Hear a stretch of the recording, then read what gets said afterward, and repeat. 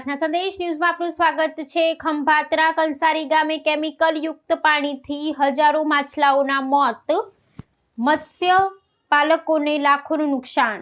ખંભાત શહેરના કંસારી ગામે આવેલ તળાવની અંદર નજીકમાં આવેલી કંપની દ્વારા પ્રદૂષિત પાણી છોડાતા હજારોની સંખ્યામાં માછલાઓના મોત થયા। તખુબેન વિઠ્ઠલભાઈ તળપદા છેલ્લા 5 વર્ષથી કંસારીમાં આવેલ ગામ તળાવની અંદર મત્સ્ય ઉદ્યોગનો ધંધો કરી પોતાનું ગુજરાન ચલાવી રહ્યા છે। ત્યારે કંસારી જીઆઈડીસીની કોઈ કંપની દ્વારા કેમિકલ યુક્ત પાણી તળાવમાં છોડાતા તળાવમાં ઉછેર પામી રહેલા તમામ માછલાઓ મૃત્યુ પામ્યા છે। ત્યારે છે કે આ વર્ષે 7 થી 8 લાખનું નુકસાન કંપનીના કેમિકલ યુક્ત પાણી છોડવાને લીધે થયેલ છે। દર વર્ષે કંસારી જીઆઈડીસીની કોઈ કંપની દ્વારા કેમિકલ યુક્ત પાણી છોડવામાં આવે છે। ગયા વર્ષે પણ ગુજરાત પ્રદૂષણ બોર્ડમાં રજૂઆત કરવા છતાં આજની સુધી કોઈ કાર્યવાહી કરવામાં આવતી નથી એવો આક્ષેપ કંસારીના રહેવાસી મુસ્તાકભાઈ વોરા દ્વારા કરવામાં આવે છે। મારું નામ છે વિઠ્ઠલભાઈ સોમાભાઈ તળપદા। આ તળાવ મેં કંસારીમાં રાખેલ છે।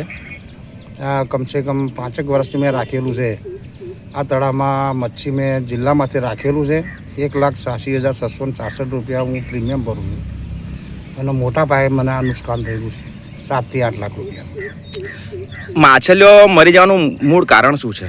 એ કલોદરા જીઆઈડીસીમાંથી કોઈ બી કંપની પાણી છોડે છે જૂન મહિના પહેલા વરસાદે, તો દર વર્ષે આ મારા પ્રશ્ન બને છે અને આ વર્ષે મારો મોટો પ્રશ્ન બન્યો છે 7 થી 8 લાખ રૂપિયાનો। જાવેદ હુસૈન જહીર હુસૈન શેખ, મારી પત્ની કંસારી ગ્રામ પંચાયતમાં સરપંચ છે। કંસારી ગામના તળાવની અંદર મૃત હાલતમાં મોટી સંખ્યામાં માછલા મરેલા પડ્યા છે, શું છે? એમાં એવું છે કે અમને જે તળાવ ભાડે રાખ્યું છે એમનો ફોન આવ્યો અમારે કે ભાઈ આ રીતે અમારે માછલીઓ મરી ગઈ છે। અમે તપાસ કરતાં જાણવા મળ્યું કે આપણે જે જીઆઈડીસી જે કંસારીમાં આવેલી છે એ લોકોએ કેમિકલયુક્ત આ તળાવમાં પાણી છોડવામાં આવેલું। એના કારણે આ જો કેમિકલયુક્ત પાણી આ તળાવમાં આવ્યું એના કારણે આટલી બધી મોટી સંખ્યામાં આ માછલીઓ મરી ગઈ છે।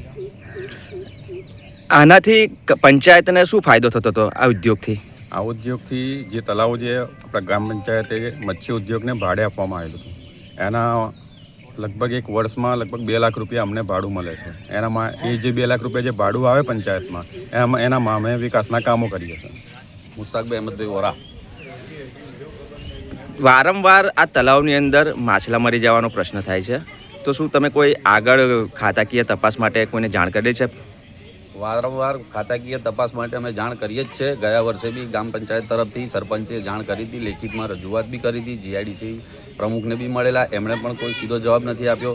પછી આપણે શું કહે એને બોર્ડ પ્રદૂષણ બોર્ડમાં બી જાણ કરેલી, એમણે પણ કોઈ રિપોર્ટ હજુ સુધી આપ્યો નથી। સેમ્પલ પણ એમણે આપેલું પણ એને પછી કોઈ આગળની કાર્યવાહી થઈ નથી અને વારંવાર હર વર્ષે આ નુકસાન 4 થી 5 લાખ રૂપિયાનું થાય છે। આ ફેરી તો બહુ વધુ થયું છે।